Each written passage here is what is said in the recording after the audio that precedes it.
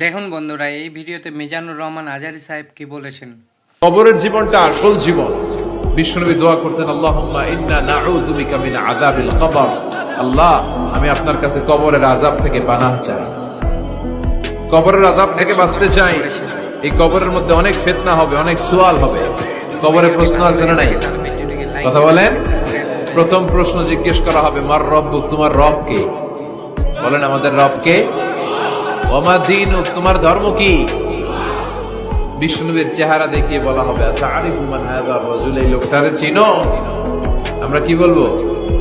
আমরা চিনি, উনি আমাদের প্রিয় রাসূল মুহাম্মদুর রাসূলুল্লাহ সাল্লাল্লাহু আলাইহি ওয়াসাল্লাম।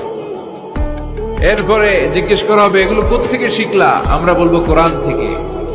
ফায়ুফসাহু লাহু কবরুহু ৭০ যিরাআন। সুন্দর সুন্দর উত্তর করতে পারলে আপনার কবরটারে ৭০ হাত লম্বা করে দেয়া হবে।